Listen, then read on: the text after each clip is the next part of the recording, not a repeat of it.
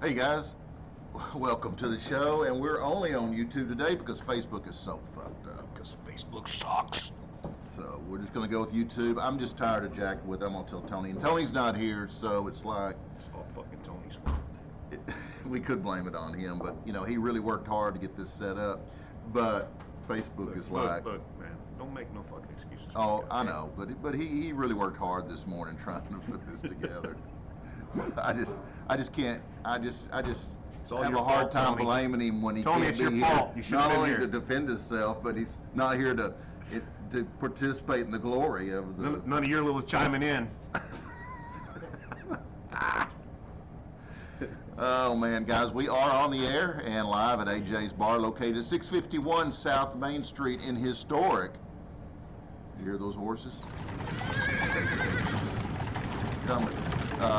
Downtown Grapevine, Texas. We got a lot going on here today, guys. Got a lot going on.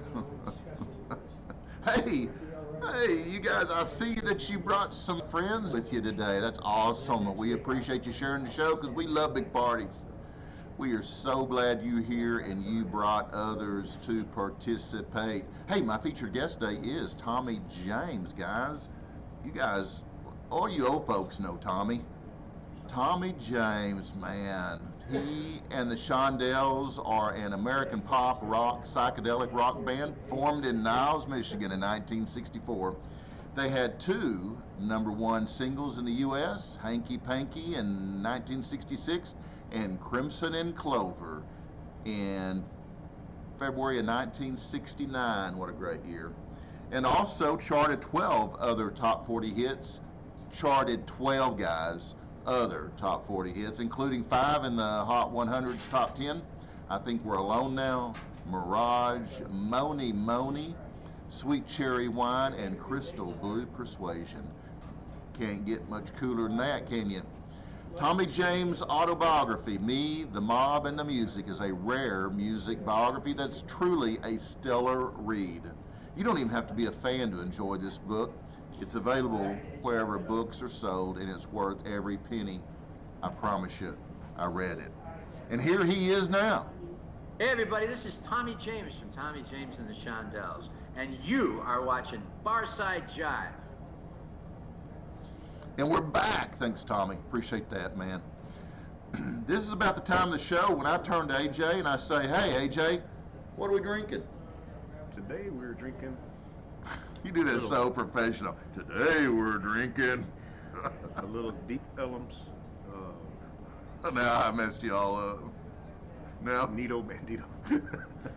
It's their Mexican style lager. Nito Bandito, guys, from Deep Ellum.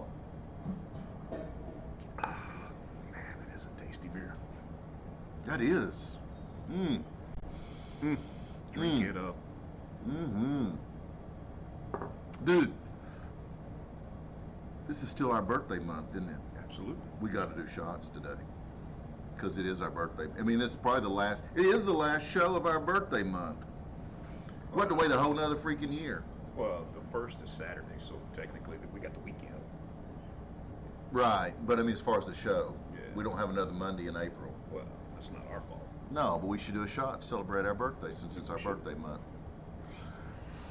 Well, AJ, thanks for that beer report. What the fuck is that? I don't know. I'm just pushing the wrong shit. Tony's not here. That fucker Tony. Tony's not here, so I'm just going nuts. It's like you just don't give I'm a just- damn. I'm just going nuts, yeah. Guys, Tony's not here. Facebook's not cooperating. We're only on YouTube, and no one realizes it. So, hey, it's all good. And no matter what happens, our toes are still tapping. Our toes are still tapping, and we're drinking Deep Ellum Nito Bandito. Hey guys, in addition to my guest segment, which comes later in the show, I've got unconventional news, non-traditional weather, our weird world of sports, and traffic that's sure to make you go, what the hell did I just see? Delivered with that edginess and that rawness that you crave but will not get from those imbeciles over at those traditional one-sided propaganda machines that like to dish out fear and misfortune, unlike us. Like the great philosopher Frank Zappa once said, don't eat the yellow snow. Some of our stuff is satire because you just got to laugh to keep from crying, but the big difference in us and those other guys is that we are entertaining, right, AJ? We just don't give a damn.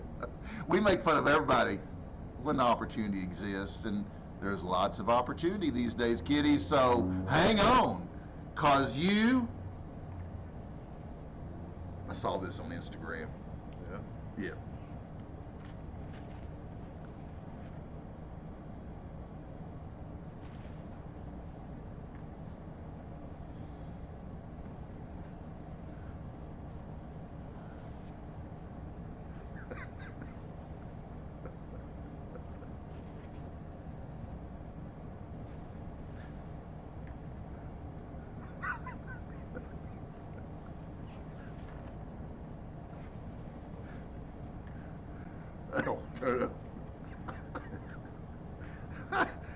You don't want to miss a thing, guys. You don't miss a thing.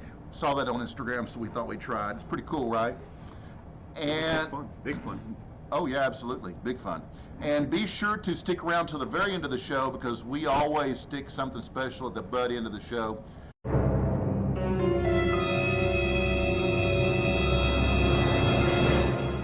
By the way, I've got a totally useless fact. Go ahead. People used to answer the phone by saying ahoy instead of hello. Did you know that? Yeah, yeah. I mean, you think you'd be like on a ship, right? Like ahoy ship. But when the public started using the phone back in the 1800s, inventor Alexander Graham Bell thought they should answer a call with ahoy. Well, he's an idiot. No. Bear with me. That's likely why Mr. Burns on The Simpsons, when he picks up the phone, he says, ahoy, hoy. However, Bell's rival, Mr. Thomas Edison, wanted users to answer the phone with a simple hello. And according to the New York Times, if you can believe that, by 1880, hello had won out, which I guess we can believe it because it's true. Hello won. All right, so ahoy, if you want to be like old school. What do you think about that? I got nothing. No opinion. Yeah. If you want to share your worthless information with us, give us a call on the bar phone, 469-844-1631. I mean, we know everything, kinda. Remember, knowledge is power. By the way, if today is your birthday and you want AJ to sing to you, just give us a call on the bar phone, 469-844-1631. You like to sing, don't you? I do like it. Be sure to check out my YouTube channel. Just search Barside Jive Live at youtube.com and click subscribe and then click that little bitty bell.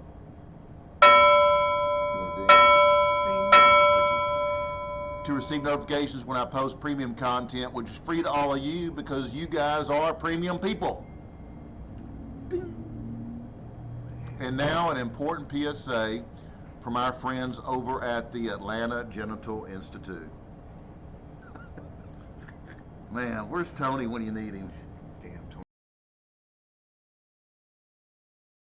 Your testicles and you. Take a good look. These are the unlucky ones. These unfortunate souls are suffering from ESS, enlarged scrotum syndrome. Here at the Atlanta Genital Institute, teams of doctors are at work around the clock to cure this dreaded affliction. Hi, I'm Dr. Zillman, and I'd like to talk to you about your testes. The human testicle is not unlike a balloon. Sometimes it is empty. And sometimes it is full. And sometimes, maybe this will help you understand. Just remember that your testicles, when treated with love and care, will give you years of maintenance-free service. But if abused, well, the inevitable conclusion. So next time, do the smart thing. Don't let anything come between your testicles and you. Thank you. Oh, man. I need some help. Damn, Tony. I need some help. I'm gonna need some more beer. Let's do this. We are. We've already. Oh, we got a shot. Let's do this. All right. Happy See if we birthday, can't- brother. See if we can't take this edge off. Happy birthday month. What are we drinking? I'm drinking bourbon and you're drinking tequila. Tequila. My favorite. Cheers.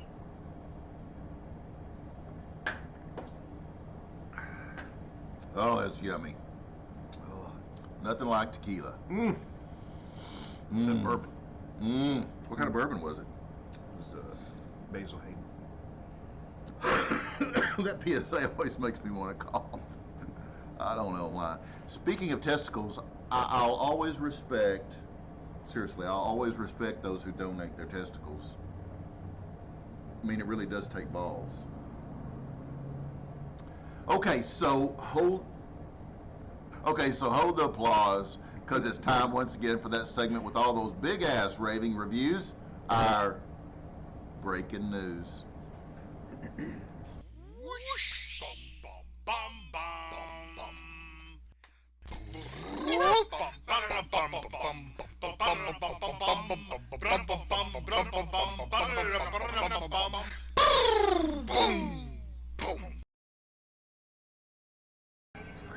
Oh, that's nice.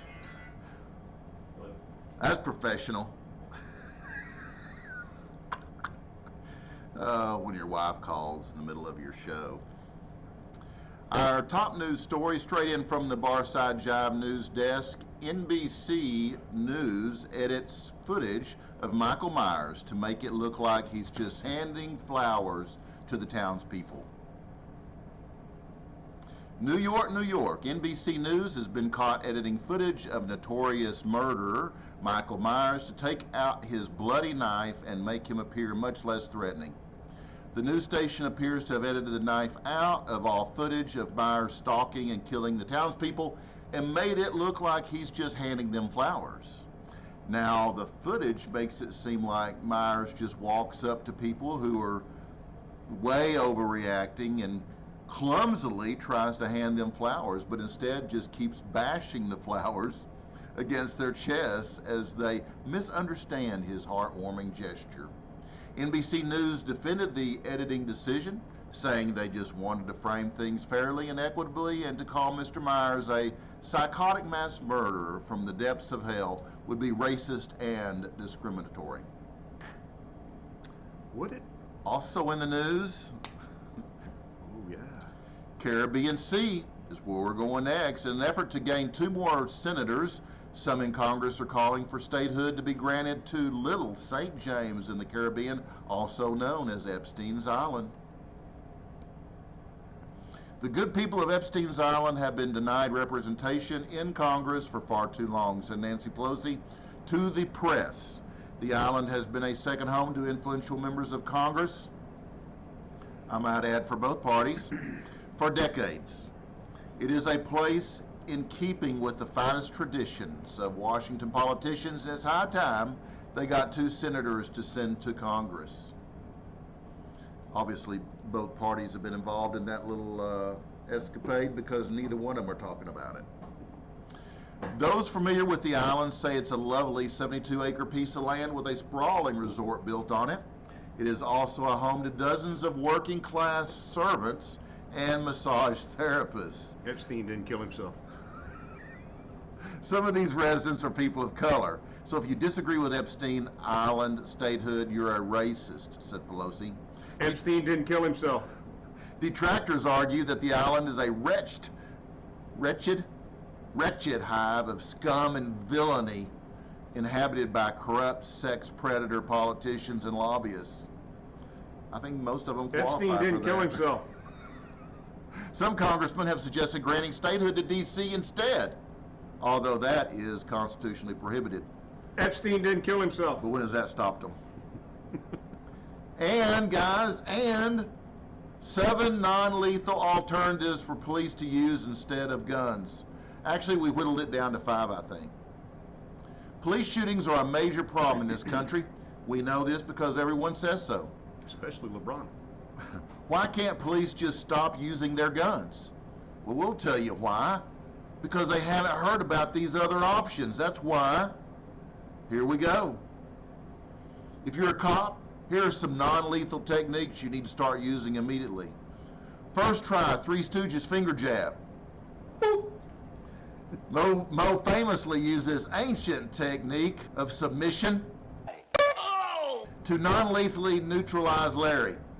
You could always follow it up with a cheek slap and a nose pinch if the suspect continues to resist. Other options recommended by a congressional committee were use of a Nerf gun, a cap gun, a water gun. Should just shot one up in the air. Yeah. Call to a compassionate social worker. Within 30 to 45 minutes, a professional will arrive with a clipboard to question the suspect about their relationship with their father. I think we should just call LeBron James. Ask him what to do.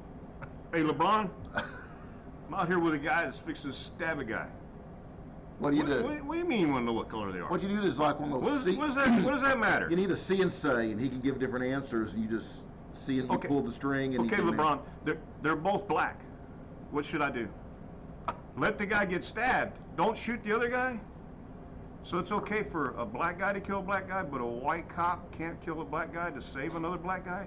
It's weird, isn't it? It's very weird. Thanks, LeBron. Appreciate it. You guys are on your own. Guys, while you wait for the social worker to arrive, be sure to distract the suspect with one of the techniques listed above. In 2020, FBI statistics revealed of the 457 whites, 241 blacks, 169 Mexicans, and 28 others, whatever that is. None of them would have died using the techniques recommended by the committee. There we have it.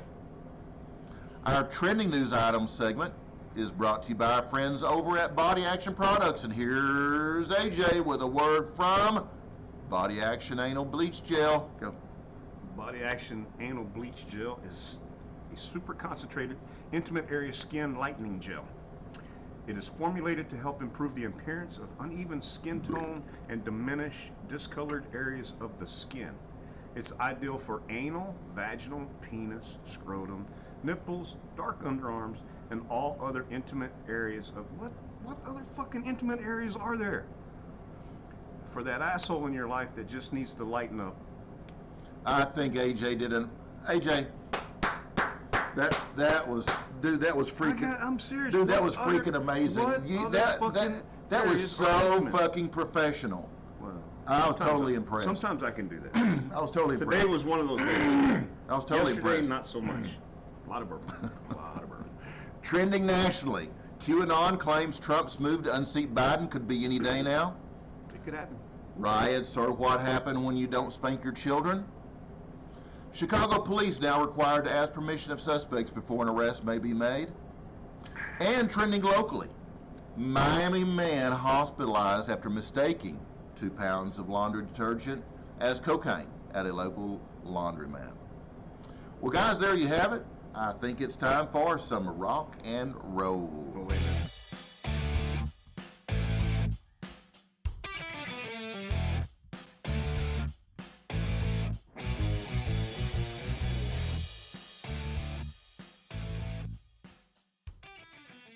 All right, guys, it's April 26th, and here are some reasons why this day matters in rock history. Did you just fucking yawn? In 1986, Van Halen started a 3-week run on top of the album chart with their 17th LP, 5150. It was their first record with Sammy Hagar, who replaced David Lee Roth. AJ, Dave, you remember him? Yeah, David Lee Roth? Oh God, have you seen him lately? Yeah. Ooh. In 1982, Rod Stewart was mugged and robbed of his $50,000 Porsche by a gunman. It happened in broad daylight on Sunset Boulevard in L.A. Wow. It did. Okay. How about 2003? You remember 2003? Somewhat. Godsmack debuted at #1 on the album chart with Faceless. Now, how about let's go to 1994. Grace Slick. She's so hot. Jefferson Starship fronted woman Grace Slick pleaded guilty to threatening police with a shotgun.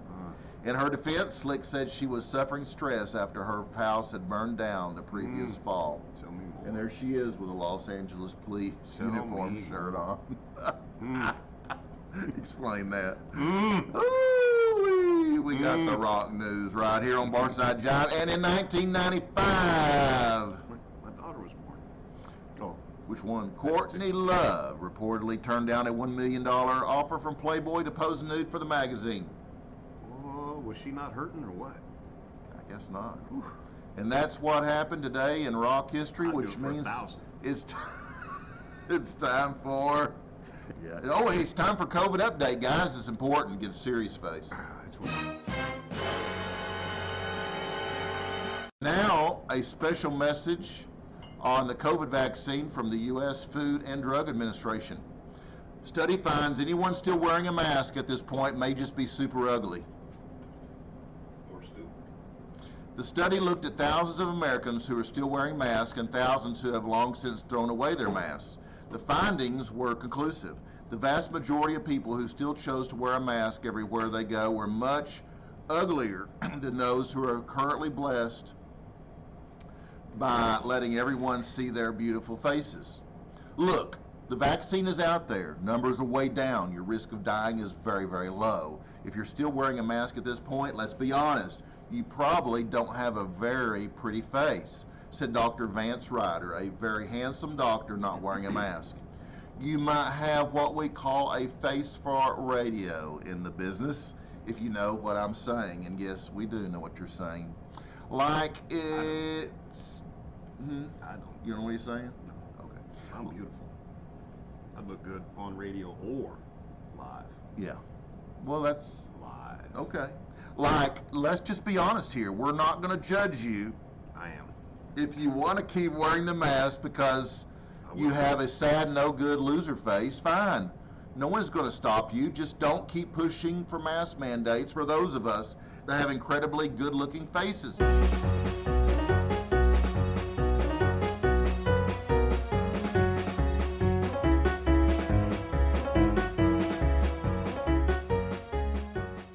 One of the damn fools that didn't take the coronavirus serious, so I went outside, got sick, and lost my hair. I had a hair full of hair. Well, now they prescribed me a vaccine for the coronavirus that I got right here, and I'm gonna take it. It's supposed to make me feel better and grow my hair and everything back. So we're gonna try this and see what happens. All of it. So I'll let you guys know, okay? So this is day 2 of the vaccine for the coronavirus, and you can see things are really changing for me here. Like my hair is really growing back. Like this vaccine might be the truth. We'll see day 3, okay? Wow. Woke up day 3. Look at this. This vaccine is really working, y'all. Man. Y'all talking about don't trust the white man. Man, look at here. This is day 4. I don't really know what's in this vaccine, but wow. Man, I am so happy, man. Can't wait to go outside again when this is all over. But as you can see, I even got a part right here. Oh, man, I'm looking like Frederick Douglass, man. I'm loving this. Wow. So this is day 5. I don't know what the hell's in this vaccine, but I didn't ask for all this.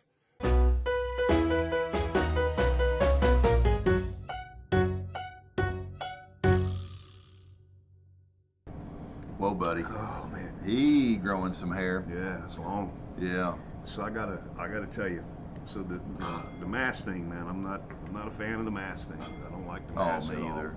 Stupid. And if you don't have a sign on your door, I'm gonna walk in without a mask. Well, Winewood, up the street, we go there usually every Friday night for dinner.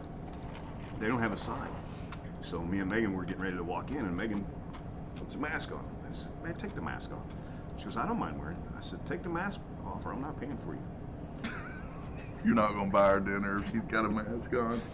She take the mask off? She didn't take the mask off. She wore the mask in. So I told Jocelyn, our bartender, to put us on separate bills.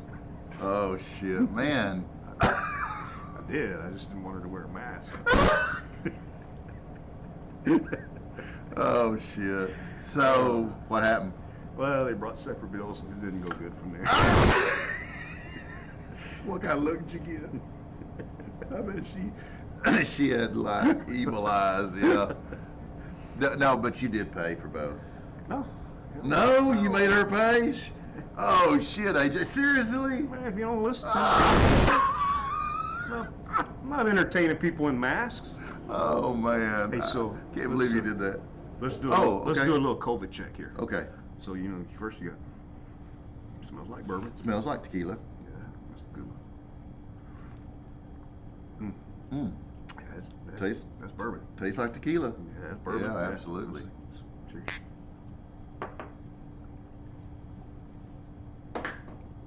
I'm all COVID free. Me too. We're good. We're good. We're immune. I ain't wearing no mask. No, me either. I didn't wear one in the Tom Thumb the other day, and y'all see all everybody had one in there except for me. And everywhere we went in San Antonio, somebody had a mask on except for me. I know. I was like, no one said anything. Of course, they look at me and they're like, I don't know about that guy. Shh, don't say anything to him. But boy, he's all there. But they stare, don't they? They stare. You know what's so funny is if you look at them, they look away. Avert the eyes. Yeah, let's do some sports, AJ. What do you think? All right. This is our weird world of sports. All right. Here we go.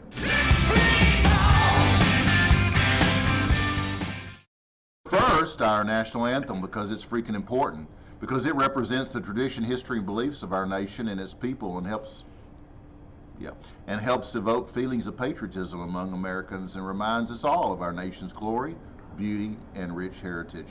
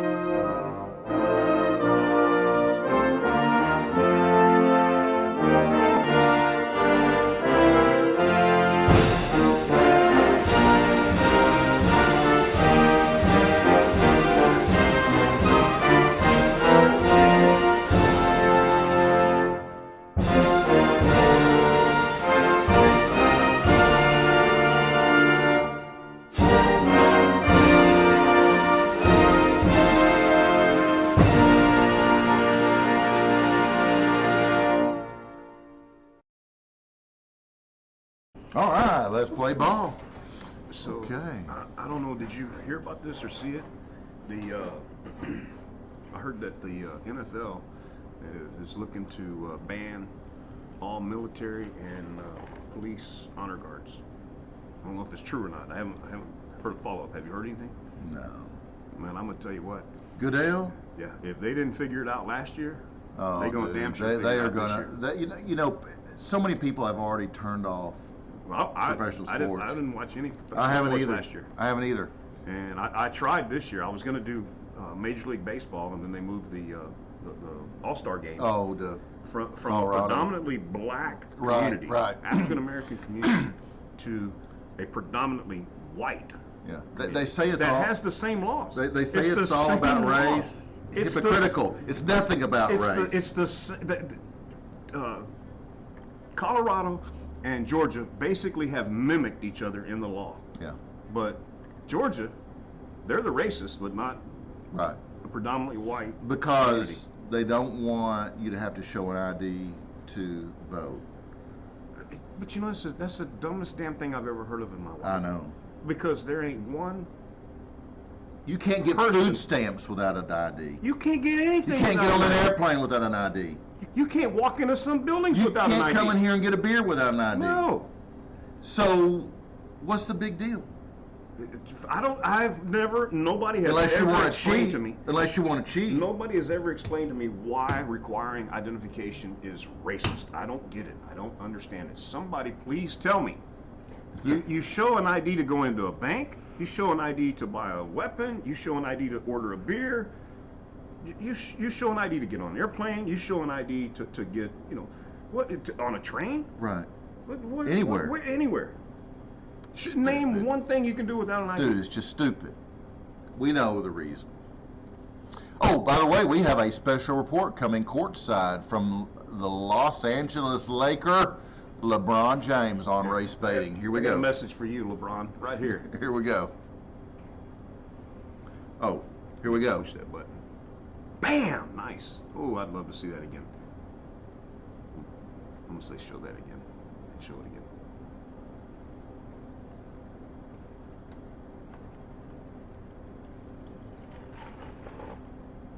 Did it really happen? Mm-hmm. Oh man, that's great. There you have it. Hold on. Nah. Show that again, man. That's fucking great.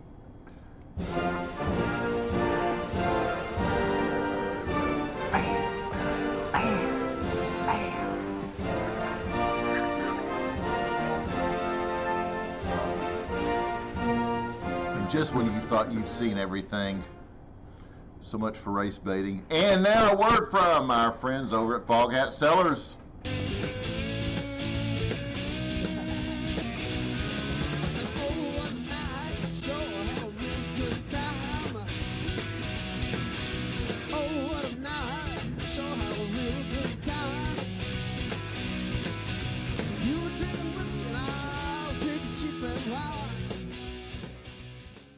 Hi DC, thanks for having us on your show.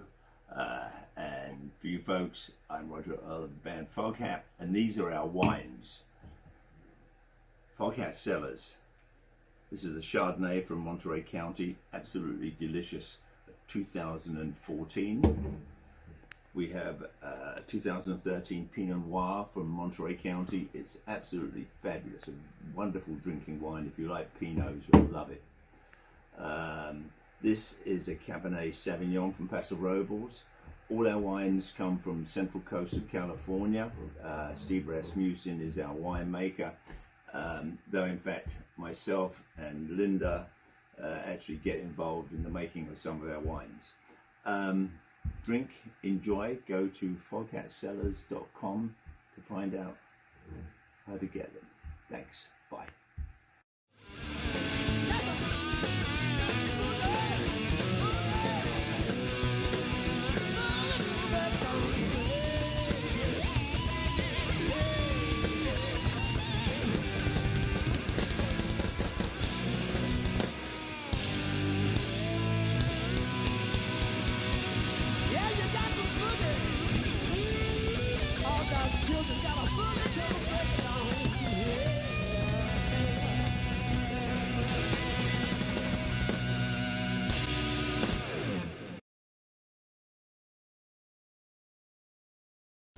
Guys, don't forget to use the coupon code Barside Jive at the checkout screen for your 20% discount off the purchase.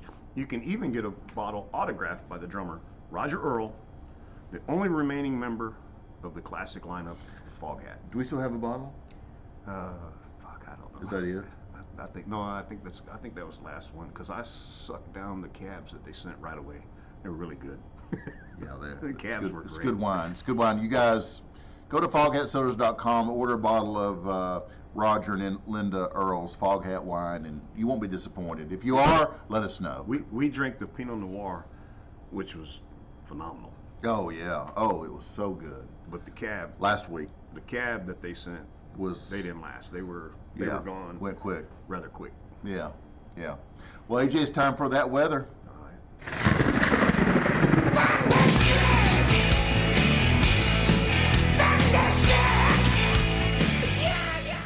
From your Barside Jive Global Weather Center, where we try to stick to the current weather, since forecasts are always so wrong, including our own. You looking it up? Hold on, answer Megan. Oh no, you gotta look it up. You gotta look up the weather. So here we go. Local AJ's weather is currently clear, sunny, bright, with some, we have mixed clouds? I can't tell. It's a little mixture of clouds and sunshine. And right now it's all sunshine. Uh-huh. And temperature is? It's about 69 degrees. 69. Today's high is? 69. With a, what chance of rain? It's a little moist out there, but there's only like a 4% chance. Dude, it's supposed to rain later in the week. Yeah. Yeah, like It'll Wednesday. be real moist then. Real moist. Air quality is probably good? Feels like it's 83 out there, actually. No, air quality. Partly cloudy, humidity, dew point 63, winds at southeast at 11, Air sunshine quality. at 807. Air quality is not that good. Wind is out of the north. North. Shit, I don't know. What did I say a minute ago? Southeast. I'm sorry. Southeast at 11. At 11. Humidity's pretty low. Dew point 63%. And the sun will set at 8:07. Man, getting later and later. It's going to be 9 8:03 o'clock. last week, wasn't it? Yeah. Shit, man. The moon phase is Schizsus gladimus for those nerds out there who like to keep up with that crap. I wonder what that means. We don't know what that means. I don't want to know. I don't want to. Doesn't sound like something I want to know. No. Hey, but you know what? Let's go to Pedro Vasquez in Mexico for a closer look at flooding conditions there. La lluvia fue tan fuerte en este punto de la ciudad que para que tú tengas una idea, mira este poste de luz. Ay. Uy. Ay, Pues- híjole. Sí, es que no. Bueno, pues final. Go quick. Wow, Pedro. Hope you're okay, buddy. Hey, buddy. You all right? Speaking of flooding, I'm reminded of a story, AJ. All right. Want to role play for a minute? Is it a long story? It's kind of medium. You want to role play? You like to role play. Yeah, you do. Whoa. Okay. Wait. Okay. You like to role play? I know you do. Don't lie. So you're the sergeant.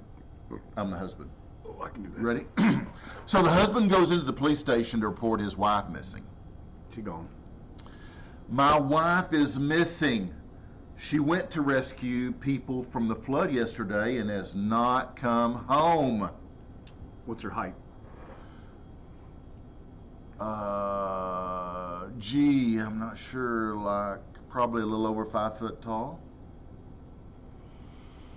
Weight? I don't really know. Not slim, but she's not really fat. What color are her eyes? Sort of brown, I think. Never really noticed. Color of hair? Changes a couple of times a year. As it Maybe should. maybe dark brown now. I can't really remember.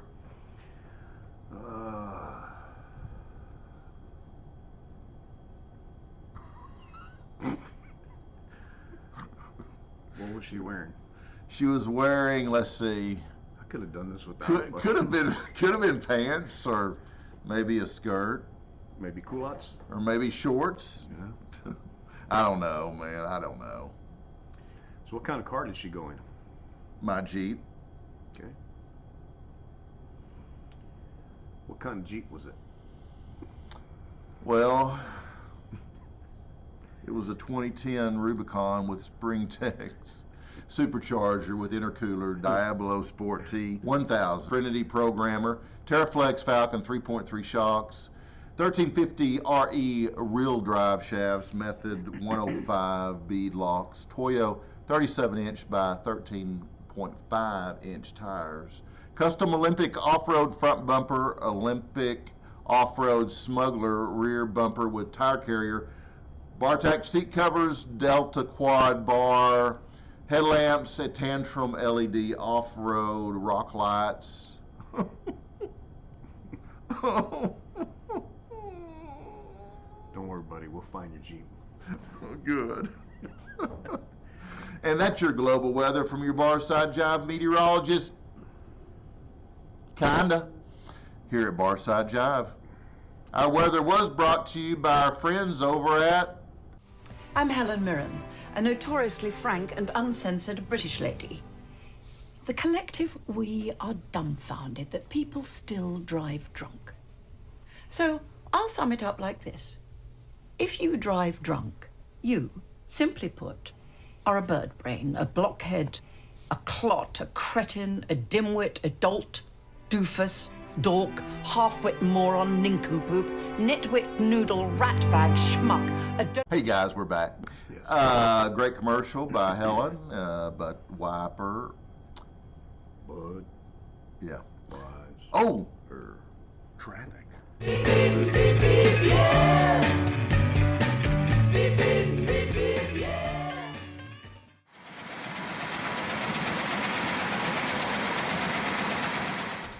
So how's it look out there on South Main Street today, AJ? Traffic jam. Look at that. A van went by. That's a tall van. Yeah, a lot of traffic. No London roundabouts made the recent top 12 attractive roundabouts in the world list, which has prompted London officials to begin to upgrade the BFI London IMAX. Let's go live to an interview in progress with London's Minister of Traffic discussing upgrades to the BFI London IMAX roundabout. And as a result, it does take quite a long time to make change, even with the best will in the world. Little Hoagie's bag to the face. Reminds me of a joke, AJ. All right. So this dude's wife is out of town on a girl's trip, and so he takes his baby to the doctor because he's got some issues. Well, here's your problem, the doctor says to the first-time father. It seems that the child needs a diaper change. The new father replies, that can't be. The package said it was good for 8 to 10 pounds. That'll bring us up to our featured guest segment, which is sponsored by Hip and Hippie. Hip and Hippie is a planet-loving company known for its high-quality, earth-friendly, 100% recyclable, candle-line, and natural body care products. It's what keeps us looking so good. Breathe it in. Breathe it in. Cheers. Cheers to looking good. It's no wonder eco-supporting people love Hip and Hippie. hipandhippie.com. As I mentioned earlier, today my featured guest is Tommy James. Best known as an American rock, psychedelic rock musician, singer, songwriter, and record producer, widely known as the leader of the 1960s rock band Tommy James and the Shondells. Guys, I'll be right back with Tommy James after this quick break. Right, AJ? Did we miss out? Did we miss anything? We cover it all? Oh yeah. I want to throw a shout out there to all the people that are running for office right now. In Grapevine. Yeah, in Grapevine. In downtown historic Grapevine, Texas. So hopefully everybody's getting out and voting. Nobody ever votes in Grapevine, but we've had record turnouts. In We're the over past. 4,000 people voting. 4,000. We are a city of 60,000 people.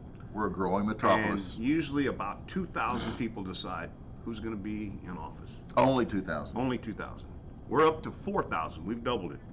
Nick, Brianne, go get them. Let's get some change. Go get them. Hey, we should do a shot for them. Let's get some change. We should do a shot for them. Guys, you stand by. We're going to do a shot real quick for Nick and what was her name?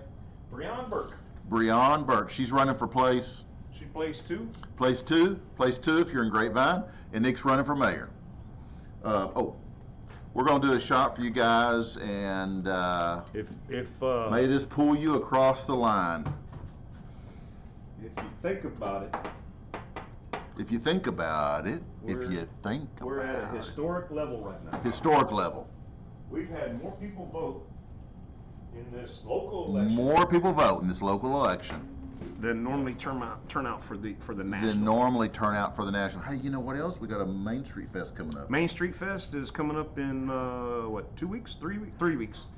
May 15th and 16th. We're going to extend all the merchants that are on Main Street out into the road. Yep.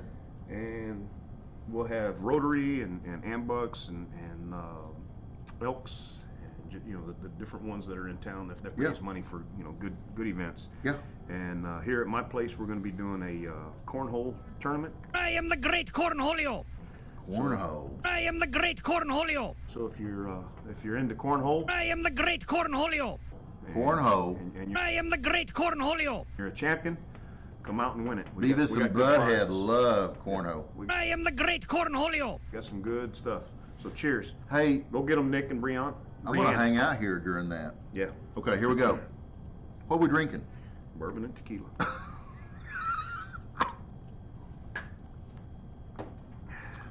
Woo! That's good. Okay, guys. Here we go. Tommy James, baby. Tommy James. You ready?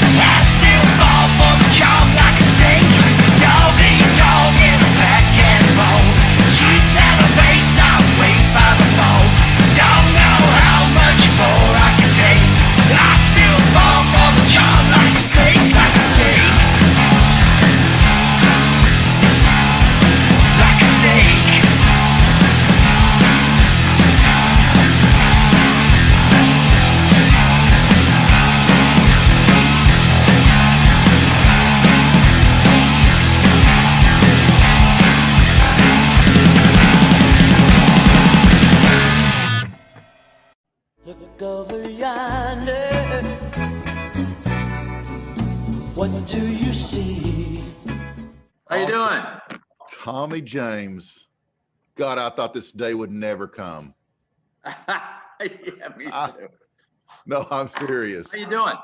I'm doing great, man. How are you? Well, I'm okay. Thank God. Are you staying safe? I am, but you know, it's 25 degrees here. And us Texans, Well, that's we're not child's used play. That's nothing. for you guys.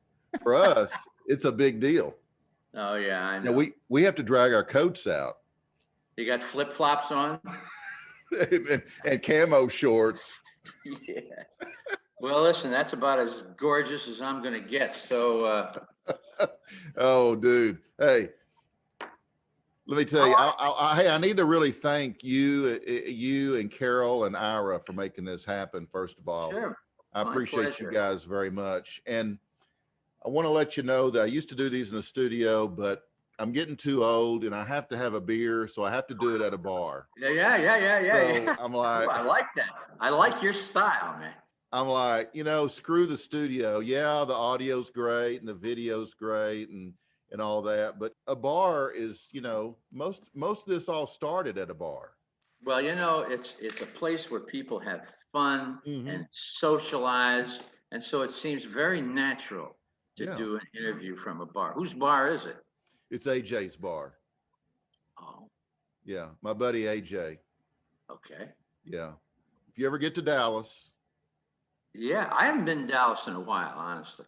I used to come down all the time back in the day.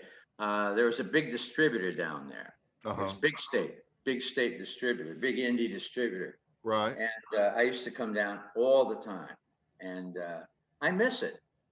Yeah, well, hopefully we can get you back down here, and then we'll treat you to some craft beer. Okay. Yeah. I'm with you. Yeah, we'll totally. Everything's on the house. We'll feed you some barbecue. Oh. We'll feed you some barbecue and feed you some drinks. And what you doing this afternoon? Well, hey, come on. You know, the temperature's not much different than what you've got now, so you ought to be used to it. Right. Yeah, I'd feel right at home. Absolutely. I'm going to start with a quick opening, and then we'll get right into some conversation, okay? Let's do it. Okay, cool. Welcome back to Barside Jive. It's time for me to introduce my guest, the legendary Tommy James, best known as the leader of Tommy James and the Shondells. This American pop psychedelic rock band has sold more than 100 million records. Tommy has been awarded 23 gold singles and 9 gold and platinum albums, and he continues to this day to tour and make music. Is that all? Me. Is that all correct, Tommy?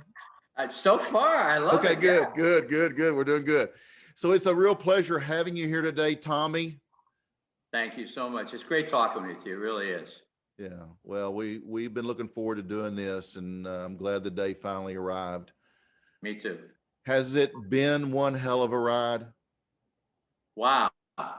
It really has. I mean, we've been doing this now since 1966. Good Lord. I can't believe it. I honestly, this is a business that maybe gives you 2 or 3 years.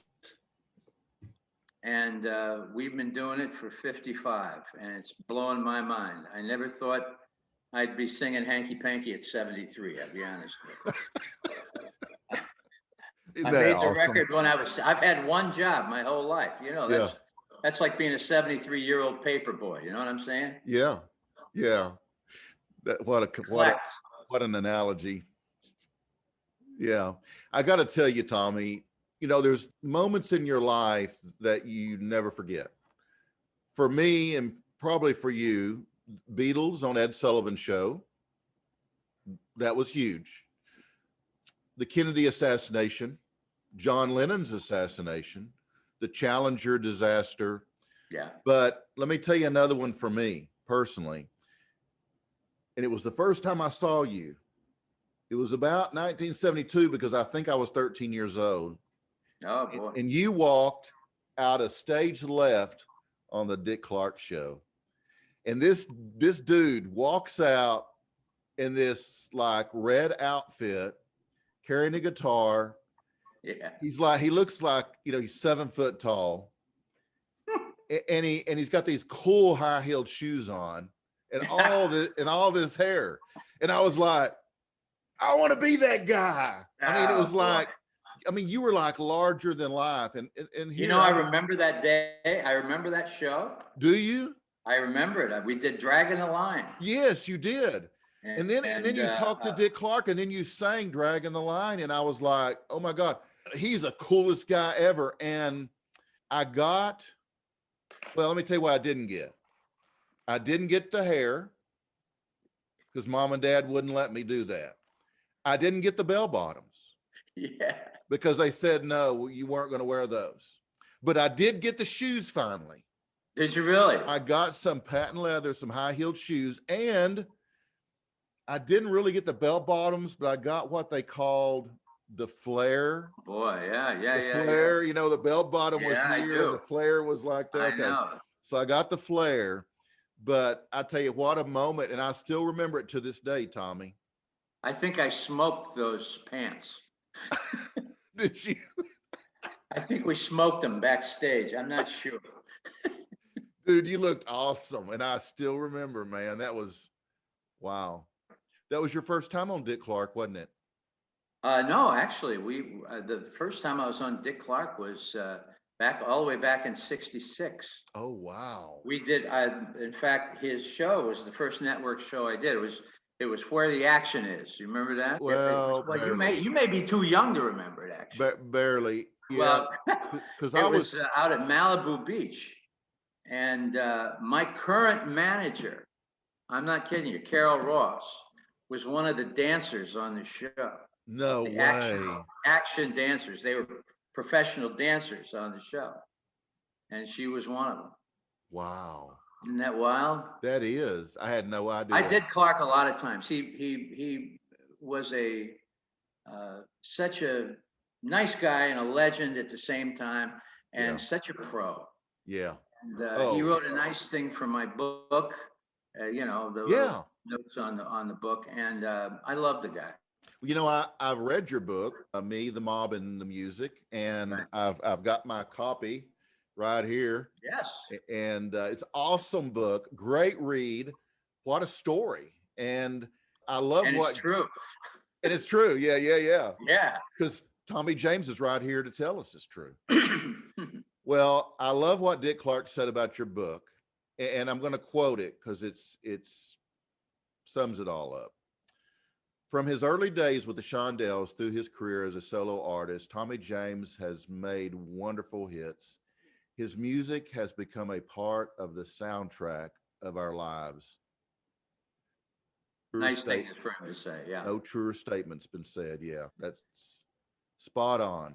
Well, you know, honestly, I mean this sincerely when I say this. I thank the good Lord and the fans for the kind of longevity we've had, because as I said, I never thought we'd be doing this long. Yeah. And I got to do something that I would have done for free. You know, I wanted to do. There's nothing else I ever wanted to do, really, for an occupation. And I got the thrill of my life, and we're still thrilling. Yeah. Well, we're glad, Tommy. Let's go back to February of '63, because I think this is a real cool story. When you asked your folks if you could have a car, like most teens do, you know, they asked their parents, and your mother told you they had no problem with you getting a car, but they did have a problem with you coming home with beer on your breath. Yeah. I mean, that's right. Parents always know, don't they? They always. Yeah, it's about that beer when you're 16. Yeah. Yeah. They're a lot smarter than we give them credit for. Oh, brother. Well, excuse me. I did quit back then for about a day and a half, and I did get the car. God bless them. Right. You picked up right where I left off, I can see. Yeah, right. Well, they were pretty supportive, weren't they? They really were. And, you know, way back when I started my very first band, I was 12 years old, and we practiced, and I did my first gig for money when I was 13. Wow. And I'll never forget, I brought home $31 in singles and laid it on the coffee table, and my mother said, "Where did you get this money?" like I stole it off a truck somewhere. Right. She, did you get this money from strumming your guitar? I said, yeah. She said, well, keep doing what you're doing. Yeah. Okay, I will. Wow. Wow. That's a true story. Yeah. Now that was the Echoes, right? Your first band? The Echoes, yes. That's what started it all. We changed our name to shortly after that to the Tornadoes. Right. And we blew through Niles, Michigan, my hometown. And then we had actually two little label deals, one in junior high and one in senior high. One is the Tornadoes, and we then had to change our name because of Telstar by the Tornadoes from England. So we changed our name to the Shondells, which I made up in study hall. Thought that the name Shondells had a nice musical, sexy sound to it. So that's what we called ourselves. And we had two little label deals. The second label was a label deal where Hanky Panky came from. And that was in a disc jockey started a little label called Snap Records. And we recorded Hanky Panky in a radio studio in Niles, Michigan, my hometown. Mm-hmm. And the record came out and, it was on some of the local jukeboxes, but we had no distribution. But we developed our following in Michigan. And so we forgot about the record. It came out in early '64. And the following year, 1965, I graduated from high school and took my band on the road through the Midwest. And right in the middle of in the spring of '66, right in the middle of my 2 weeks at a dumpy little club in Wisconsin, the guy got shut down for not paying his taxes, and the IRS got on him, and we were sent back home. Oh. So, but that's how the good Lord works, because as soon as I got home, I got the call that changed my life. This record, Hanky Panky, that we had done 2 years earlier, a fellow called me from Pittsburgh and informed me, he was one of the distributors in Pittsburgh, and informed me that Hanky Panky was sitting at #1, but only in the city of Pittsburgh. And I said, who is this? And he told me who he was, and could we come to Pittsburgh and do some shows? And so I couldn't put the original band back together. So I went myself with the producer of the record.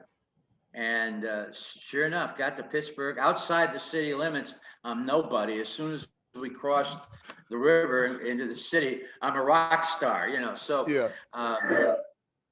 I did local TV, ended up with my first manager in Pittsburgh, grabbed a group in Pittsburgh that was playing clubs, and they became the Shondells. And a week later, I'm in New York selling the master to anybody that would have us, basically. Right. And that was a whole other story, because once I got to New York, Pittsburgh's a major city, and we had a regional breakout in the trade papers. So when I got to New York, everybody wanted the record. We went to CBS. We got a yes from CBS, Atlantic, RCA, Kama Sutra. Remember Kama Sutra Records? And then the last place we took it to was Roulette. And so we just kind of dumped the record off there. And I went to bed that night feeling great, because we were probably going to go with like CBS or Atlantic and one of the corporate labels. And the next morning, about 10 o'clock, I start getting phone calls. And it's all the record companies that had said yes the day before call up and say, listen, we got to pass. Hey, what do you mean you got to pass? I thought we had a deal. And finally, Jerry Wexler at Atlantic told me the truth, that Morris Levy, the head of Roulette Records, had called up all the other record companies and scared them to death. And they all backed down. He says, this is my record. Back off. That's just how he talked, too. Yeah. Wow. And so we were apparently going to be on Roulette Records. And it was the first offer I couldn't refuse. Yeah, So, literally. it's the only one left. That's how we ended up on roulette. And of course, what we found out in the essence of the book is that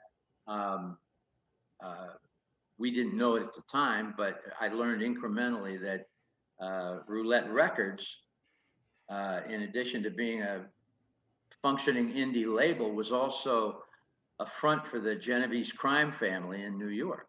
Right. And Morris Levy was, as they say, a mob associate.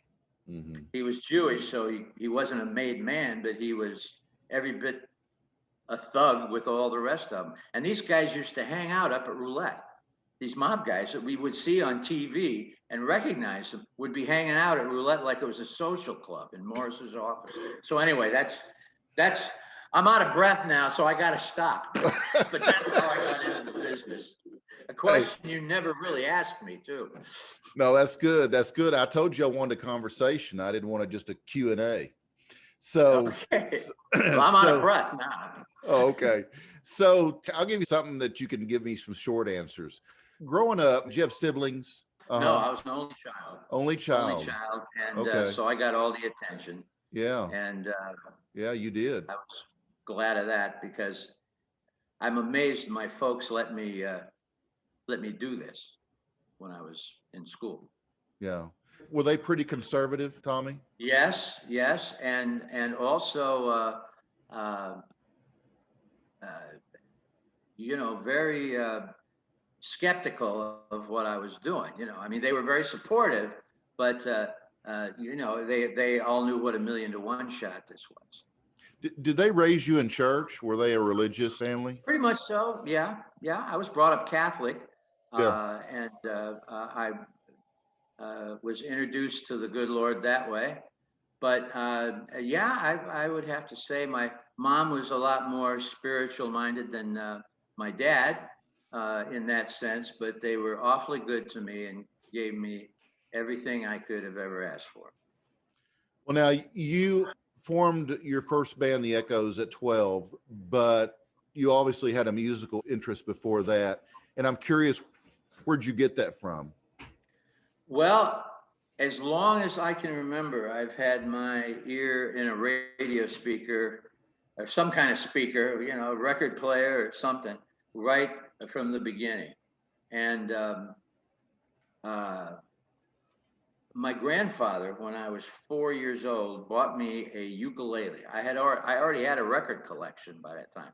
My mother used to buy me records. She'd buy me a combination of kiddie records and pop records.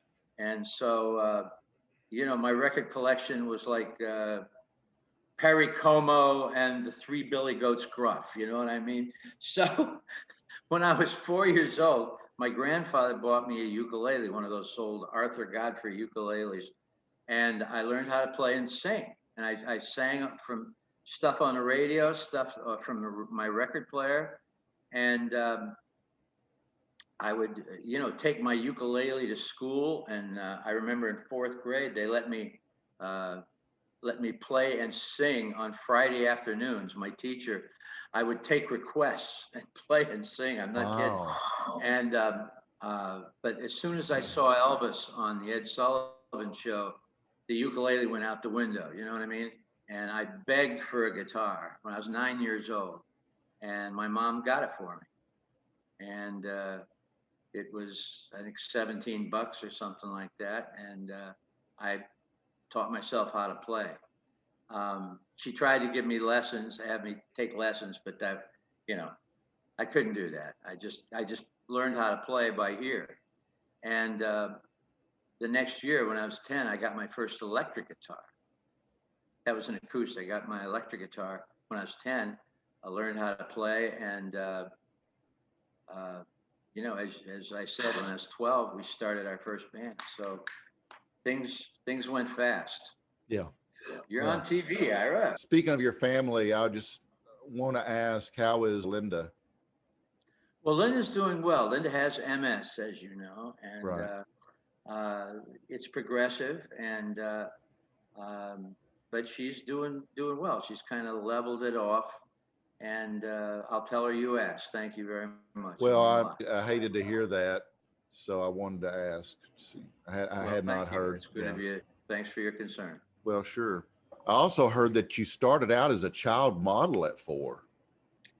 Yes, I did. I was 4 years old was pretty interesting for me. Yeah. I was picked to do a layout that ended up in Life magazine called, it was for B.F. Goodrich. And Really? I was a cowboy with this family that, you know, and so I did, it was in the magazine, and then I also did we went to a couple places and did it live, you know, the ad would come to life and stuff like that. So I did that for a while when I was 4. I guess I liked being up in front of people. That was okay. Wow. Yeah. Did your mom get you involved in that? Actually, I got asked. She had put me into a musical conservatory, and I was playing piano when I was 4. And the fellow who was the agent for B.F. Goodrich saw me and asked my mother if I would be in the ad. Yeah. Wow. So that's how it happened. Well, Tommy, you mentioned Elvis. Would you say that was your major influence? Well, that was one of them. My heroes are the first generation rock and rollers. You know, it was Elvis and Gene Vincent and Eddie Cochran and Jerry Lee Lewis and all those guys. Little Richard. Right. Little Richard especially. I just, you know, that's all I ever wanted to do. Right. And so that was what I was brought up on as a kid in the 50s. Well, was music always your thing, even as a young child, or were you involved in other activities as well? Well, I mean, you know, I was a school kid like everybody else, but you know, I always wanted to do rock and roll. I just, from the time earliest time I can remember, I'd see those rock and roll guys on TV. I said, oh God, that's what I want to do. And got the desire of my heart, as they say. So how tall are you really? 4'1". No, that's not true. I'm a munchkin, and I'm 6 feet even. Okay. Yeah. Well, I figured you were tall. So you credit. Well, today that's not that tall. No, no. Well, you know, I started out 6'2", and I think I'm down to 6'1" now. Yes. Age has a habit of. Yes, it does. Shrinking our bodies. When that spine contracts, you know. Our height gets smaller, and seems like our weight gets larger. We change shape, don't we? We do. We shape shift. So you credit Spin It Record Shop with being the gateway to your career, and I guess Dickie played a huge part. That's right. Offering you that job, right? You bet. I basically, when I was 14 years old, got a job in a local record shop, the Spin It Record Shop.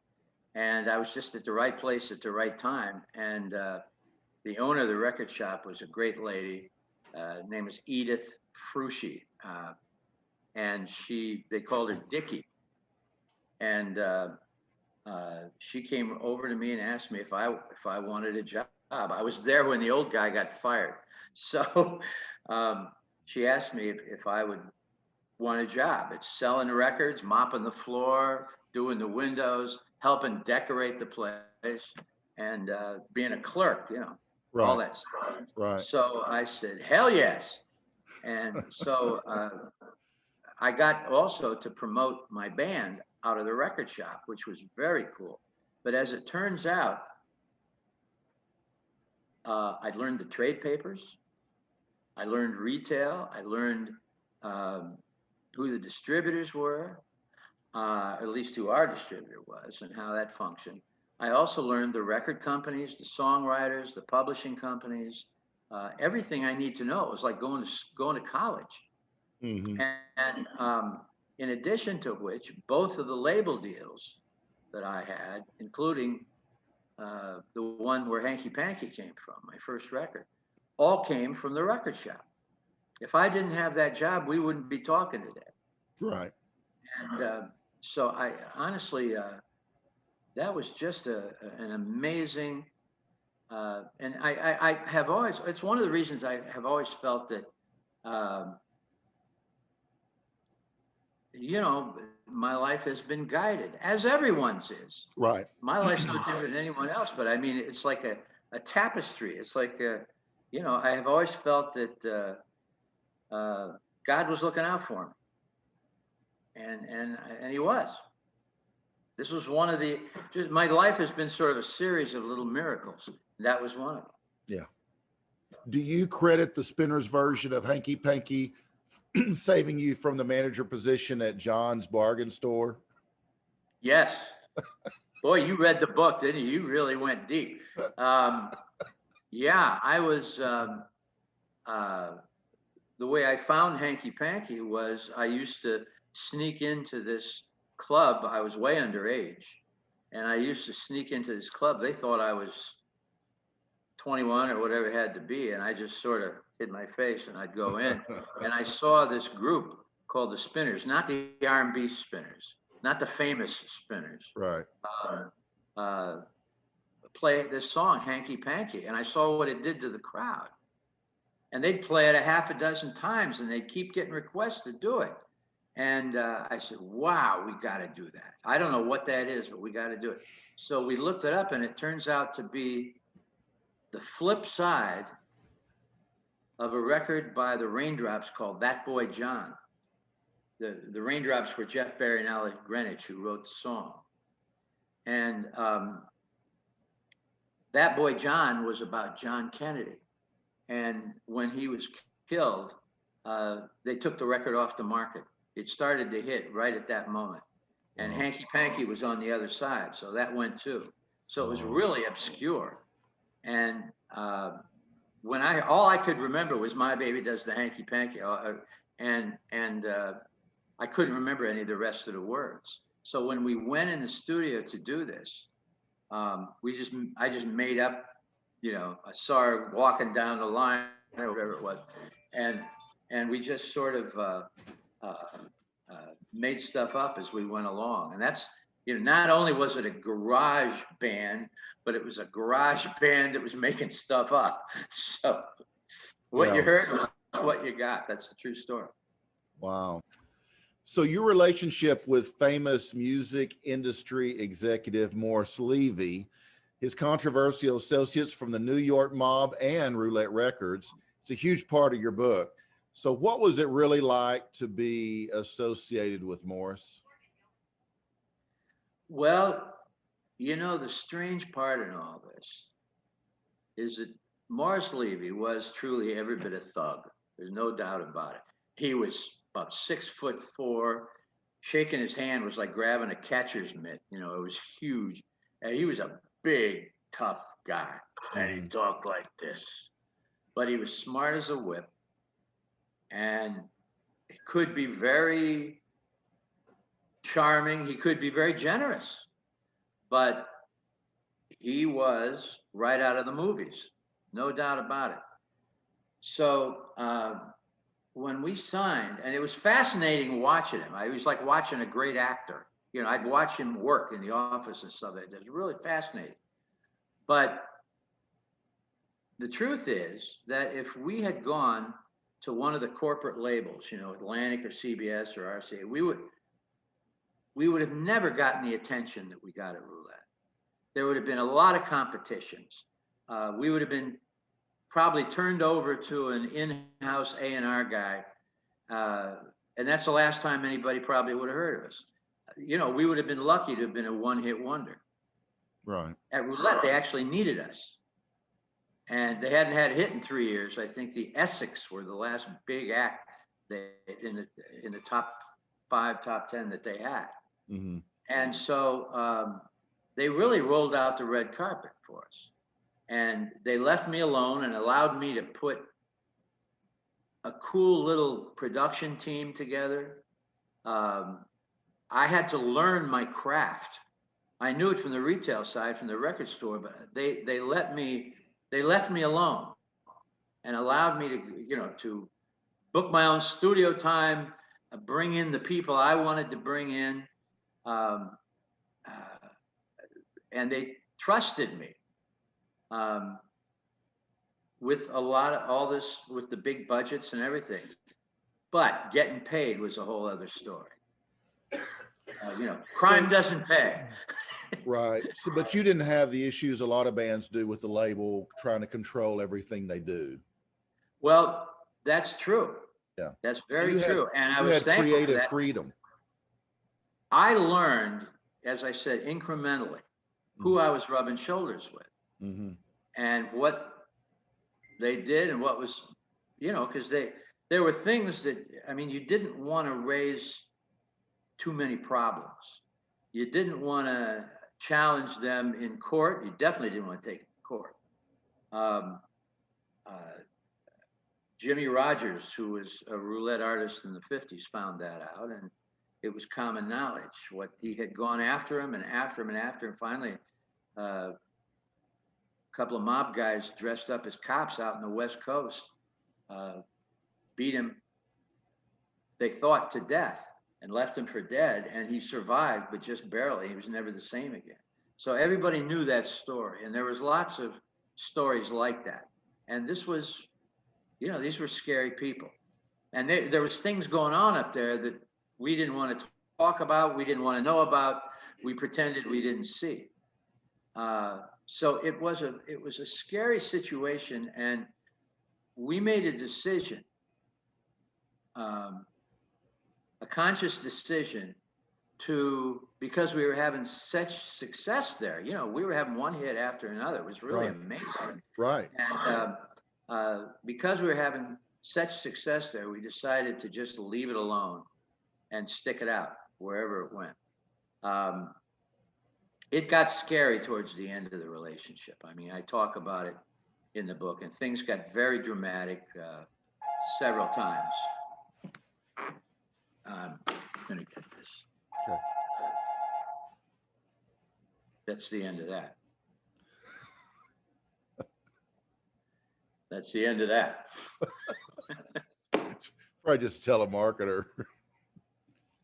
Obviously you've mentioned that Roulette Records was used as a front for organized crime, and Morris was closely affiliated with the Genovese crime family.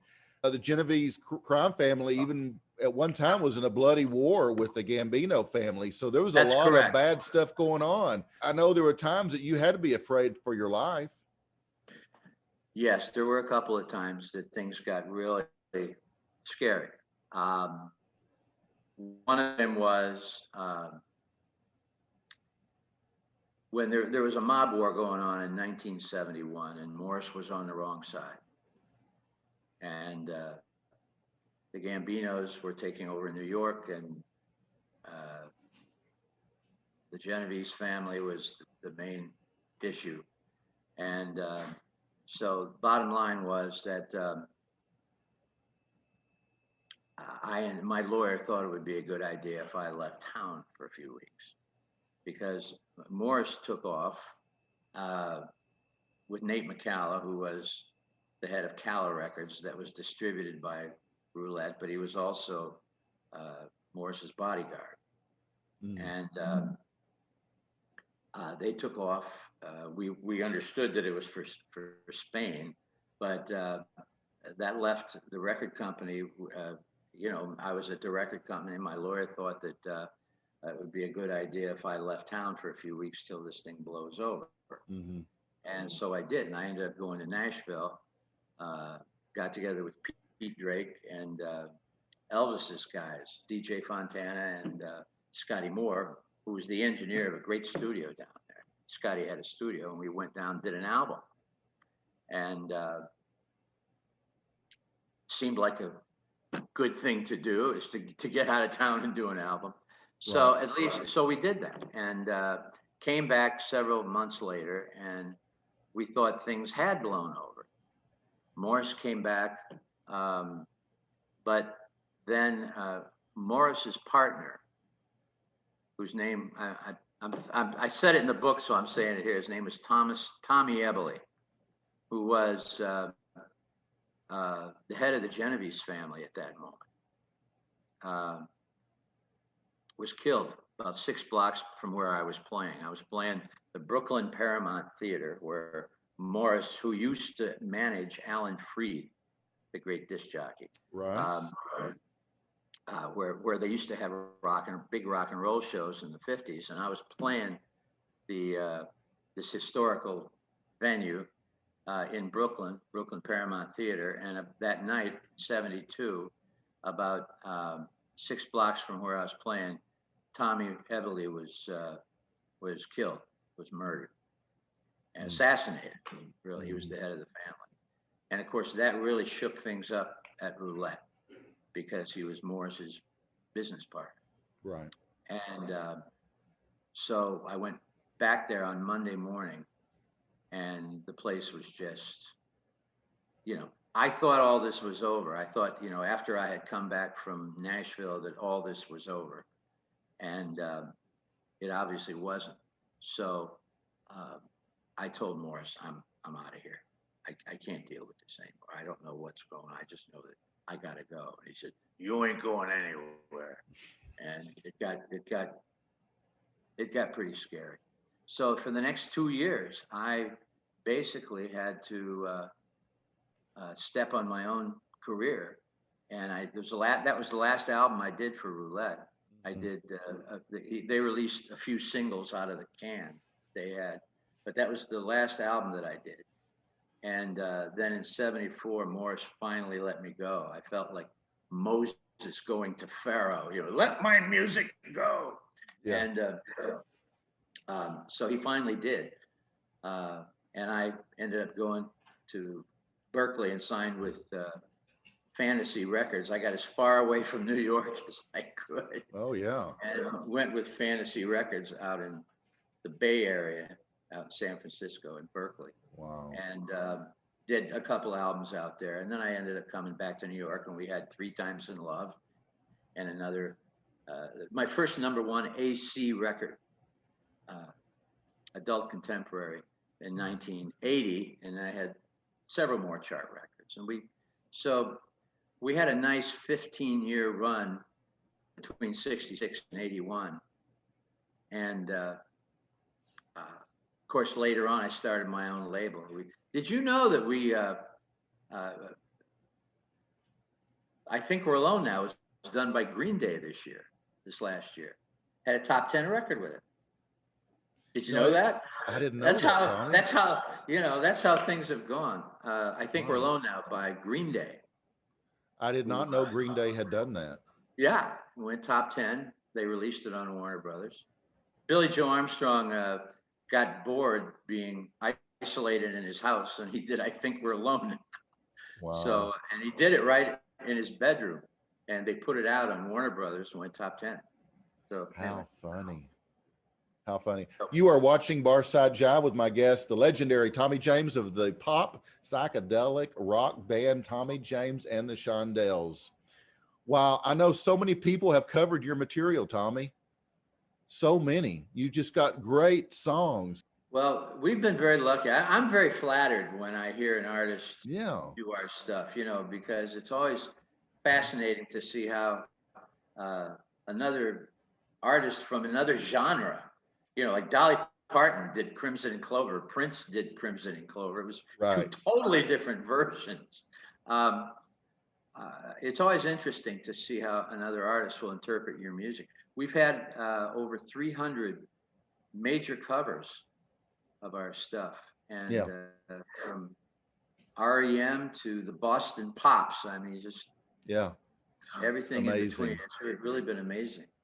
Tommy, a low point in your life had to be about March 1970 when drugs almost killed you at a concert. I know you collapsed on stage and were actually pronounced dead.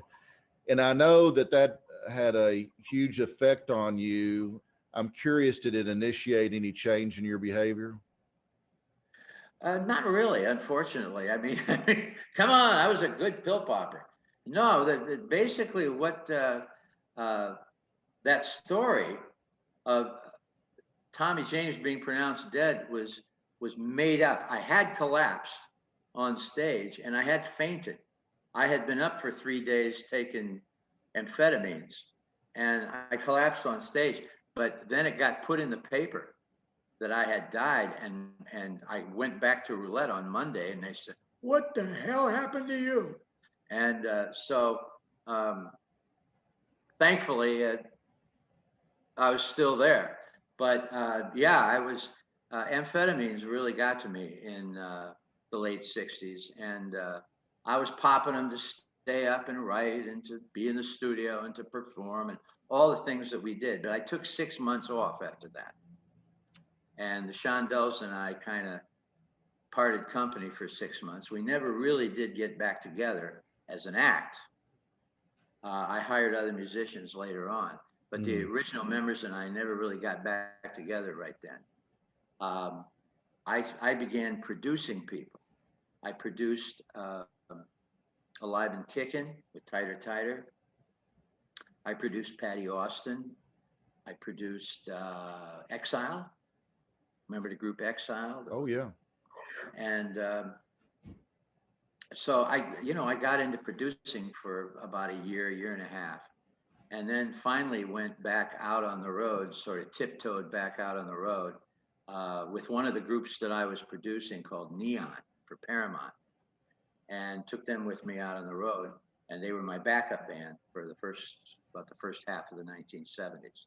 So yeah, anyway, things went on after that. But yes, it was a low point, no doubt about it. And many years later, I went to the Betty Ford Center. Really, this was 1986, and got off of Valium and booze and all the chemicals. And you make a nice picture back there on TV there, Ira. You're doing good. You are doing good. You are discovered. You know, Tommy, one of the funniest stories in the book was about Mike Vale splitting his pants. Yes. Do you mind telling that? Because I know it's a lot better if you tell it. Well, let's see. I guess we're not X-rated here too much. I guess we can't get in too much trouble. No. Mike, our bass player, was always, at the beginning of our career, Mike would sing a couple of songs in the show. And he was always, hamming it up, and he would do something kind of unexpected. And so he's singing this one day. We're in New York at the Jacob Javits Center in New York, and we were on this runway that looked like where a model would walk out and come. It was a big T, upside down T. Right. And so we were on the back of the T, and then Mike, when he would sing, would go out onto the ramp. And so he was at the end of the ramp, and he's doing Love Makes the World Go Round, and gets down and suddenly there's girls looking up at him with their mothers hanging on to him, and all of a sudden he goes down on one knee and his pants rip wide open. I mean, from one side to the other. And it was at that point we discovered Mike didn't wear underwear.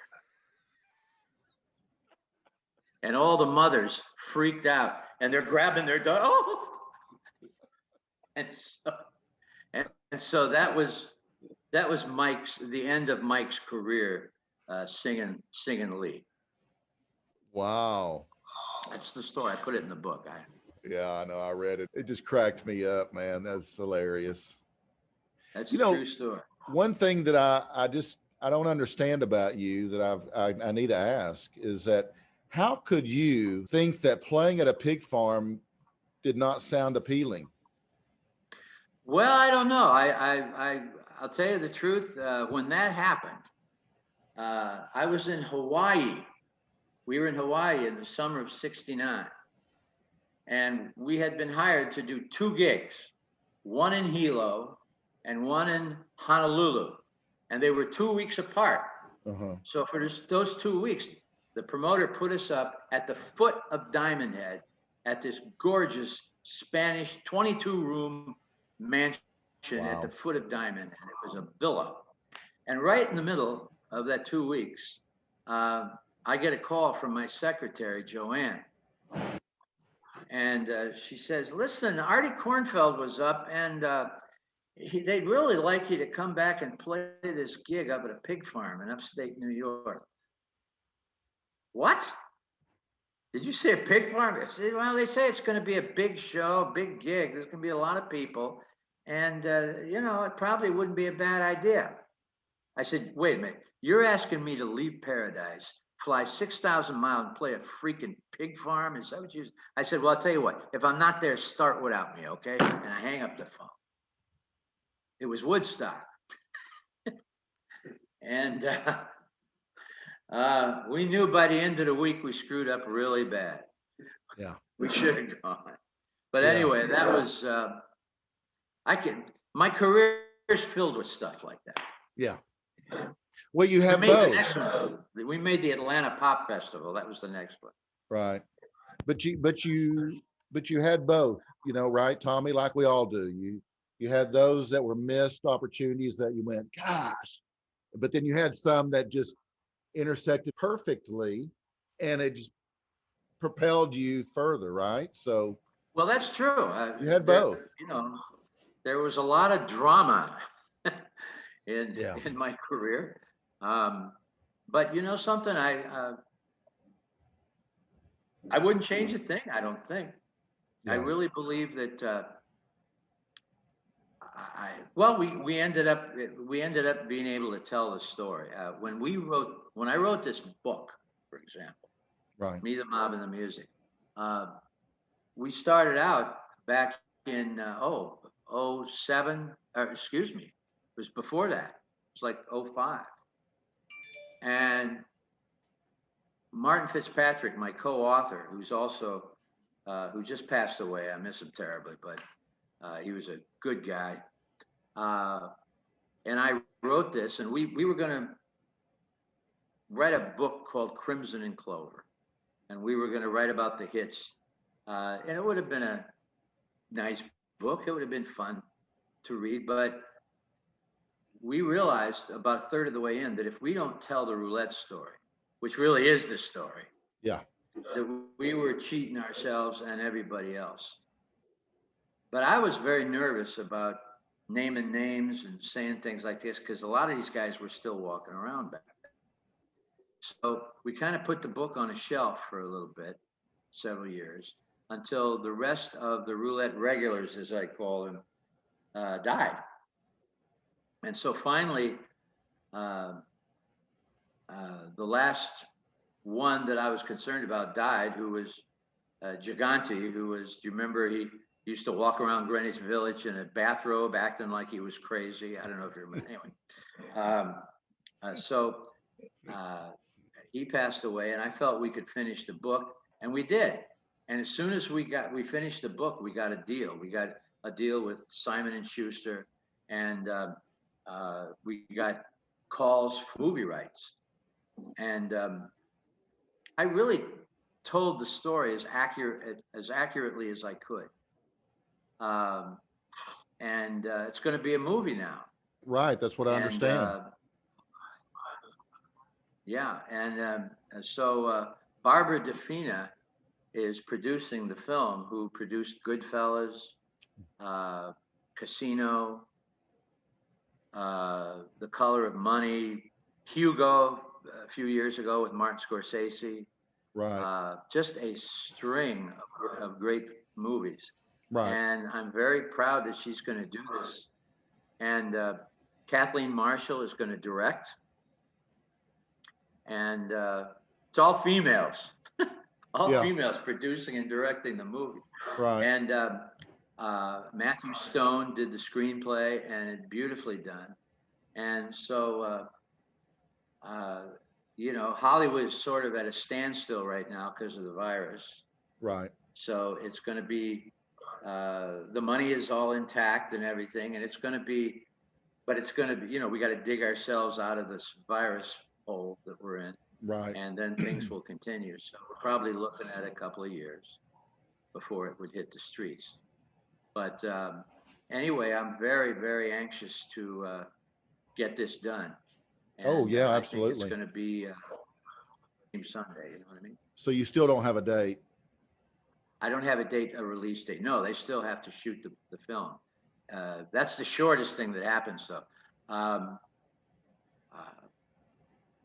I'm going to be music director in the thing. I'm going to get to recreate some of the recording sessions. It's going to be a fun project to do, and I hope fun to see. Right. We did a very slow acoustic version of I Think We're Alone Now that's going to be at the end of the movie.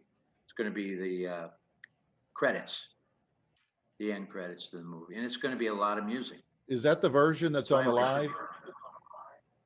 Pardon me? Is that the Oh, okay, great. Yes. Yeah, great song. Great album, by the way. Thank you. Got it right here. Alive, yes. We released that last summer, and it charted. You know, both singles from that album charted last year. Went top 20 adult contemporary. Wow. The new version of I Think We're Alone Now, and the brand new song, So Beautiful, which is the first song on the album. First new music we've released in a long time. And they both charted, and so did the album. So isn't that crazy? Very, very thankful. It was great to be back on the charts. Yeah, because it'd been like 10 years since your last release, right? Yes. So, you know, and this album was so cool because it was so diverse. Yeah, we were all over the place with this. Well, you even had a little hip hop vibe going on, and well, we did a remake of Dragging the Line. I did it with a great hip hop artist, Tone Z. Right. And Tone Z was he's a talented guy, really is, and we did this together. It was just a little taste. Yeah, there's one song, and I can't remember the title of it, but the country song just cracked me up. Oh, yeah, From the Neck Up, it's called. From the Neck Up. I mean, that ought to be on every country station. Well, maybe we'll release that. I don't know. I know the country people would play it. Well, we'll see what happens. Tommy, how much time do you have? Well, I've got to do something in about 10 minutes. Oh, do you? Okay. Well, maybe we can do a part 2 down the road sometime. Yeah, we'll do it again sometime if you want to. Yeah, I'd love to. Well, just call Carol and we'll put it together. Okay. Would that be okay? You sure ask all the right questions, and it's fun talking to you.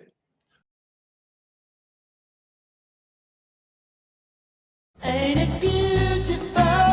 Ooh, crystal blue persuasion. Barside Jive shall not be responsible for any incorrect or inaccurate information caused by this broadcast. Barside Jive does assume, however, all responsibility for the satirical nature of its content and for the occasional fictional nature of its content. All characters appearing in this broadcast, even those based on real people, except for our featured guests, of course, are entirely fictional, and any resemblance between them and any persons living dead or undead is purely a miracle.